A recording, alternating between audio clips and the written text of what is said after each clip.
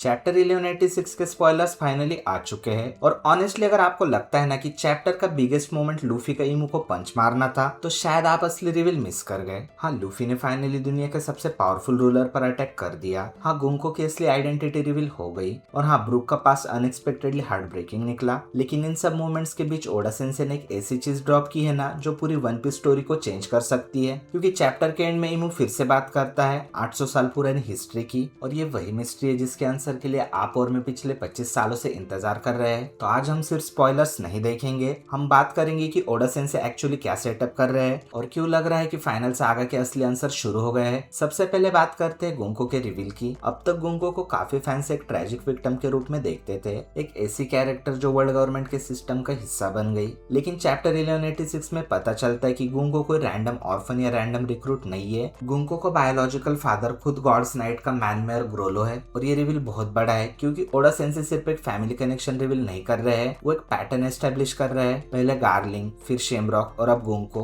हर बार Voda sense हमें दिखाते जा रहे हैं कि वर्ल्ड गवर्नमेंट के सबसे पावरफुल लोग सिर्फ ऑथोरिटी इनहेरिट नहीं करते, उनकी आइडियोलॉजी, उनका स्टेटस और शायद उनकी पावर भी ब्लड लाइंस के थ्रू पास होती है। और सबसे इंटरेस्टिंग बात, गुंको और ग्रोलो की unusual eyes. Oda sensei normally ऐसे विजुअल डिटेल्स बिना किसी रीजंस के नहीं देते, इसलिए मुझे लगता है कि ये रिवील फ्यूचर में और भी बड़ा इंपॉर्टेंस रखने वाला है। लेकिन गुंको की स्टोरी का सबसे इमोशनल पार्ट अभी भी बाकी है। फ्लैशबैक में हमें पता चलता है कि एस्पिरिया किंगडम का वॉर रोकने के लिए गुंको ने खुद किंग रुएन को मार दिया। उसके बाद वो अपने फादर के साथ किंगडम छोड़ देती है। लेकिन उससे पहले एक ऐसा मोमेंट होता है जो ब्रूक के पूरे कैरेक्टर को एक नए पर्सपेक्टिव से दिखाता है। गुंको ब्रूक के सर में चाकू घुसा देती है, जिससे ब्रूक बच तो जाता है, लेकिन इसका ट्रॉमा इतना सेवियर होता है कि उसका माइंड रियलिटी को रिजेक्ट कर देता है। उसने खुद को कन्विंस कर लिया है जो कुछ हुआ था ना वो सिर्फ एक ड्रीम था। और ऑनेस्टली ये डिटेल बहुत ज्यादा ट्रेजिक है क्योंकि वन पीस में हम ब्रूक को हमेशा जोक्स और कॉमेडी करते हुए देखते आए हैं, लेकिन अब ओडा सेंसे रिवील कर रहे हैं कि शायद ब्रूक अपनी लाइफ के सबसे पेनफुल मोमेंट को याद ही नहीं कर पाया। और अगर ये सच है ना तो गुंको और ब्रूक का कनेक्शन हम जितना समझ रहे हैं ना उससे कहीं ज्यादा डीप हो सकता है। लेकिन फिर भी ना गुंको का रिवील चैप्टर का बिगेस्ट मोमेंट है और ना ही ब्रूक की ट्रेजेडी और ना ही लूफी का अटैक, क्योंकि फ्लैशबैक खत्म होते ही स्टोरी वापस इमो और लोकी के बैटलफील्ड पर आ जाती है और यही से चैप्टर डेंजरस होना शुरू होता है क्योंकि इमो बात करना शुरू करता है और टॉपिक के 800 साल पहले क्या हुआ था।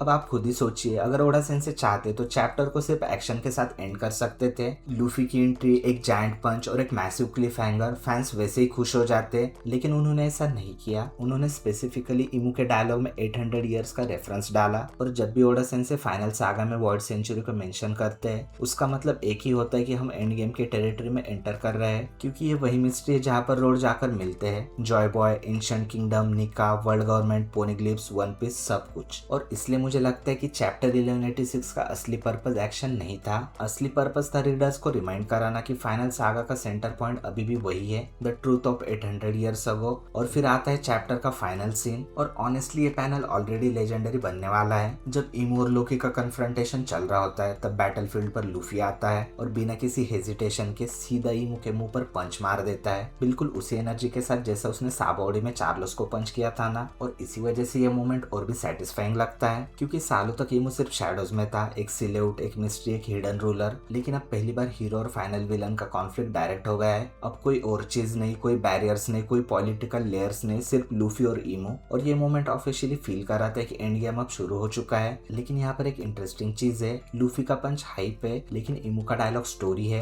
और हम सब जानते हैं कि वन पीस में लॉन्ग टर्म इम्पैक्ट हमेशा स्टोरी रिविलेशन का ही होता है। इसलिए मेरी थ्योरी ये है कि ओडा सेंसे अब ग्रेजुअली वर्ल्ड सेंचुरी के आंसर्स रिवील करना शुरू कर सकते हैं। अब मैं ये तो नहीं कह रहा कि सब कुछ हमें एक साथ ही मिलेगा, लेकिन छोटे छोटे पीसेस में मिल सकता है। और शायद एल्बाप उस प्रोसेस का स्टार्टिंग पॉइंट बनने वाला है क्योंकि यहाँ पर सब कुछ है, लोकी, जायंट्स, जॉय बॉय रेफरेंस और अब इमू का 800 इयर्स वाला डायलॉग, ये सब कोई रैंडम कोइंसिडेंस नहीं लगते। ऐसा लग रहा है कि ओडा सेंसे फाइनली सारी मेजर मिस्ट्रीज को एक ही डायरेक्शन में पुश कर रहे हैं। और अगर ये थ्योरी सही निकली ना तो चैप्टर 1186 को फ्यूचर में सिर्फ गोंको के रिवील या लूफी के पंच के लिए याद नहीं रखा जाएगा, इस चैप्टर को उस मोमेंट के रूप में याद रखा जाएगा जहाँ इमू ने पहली बार 800 साल पुराने सच के दरवाजे खोलना शुरू किए थे। और अगर वो दरवाजा सच में खुल गया तो हो सकता है कि हमें वन पीस की पूरी हिस्ट्री को दोबारा समझना पड़े, क्योंकि ऐसा लगता है कि the truth has finally begin.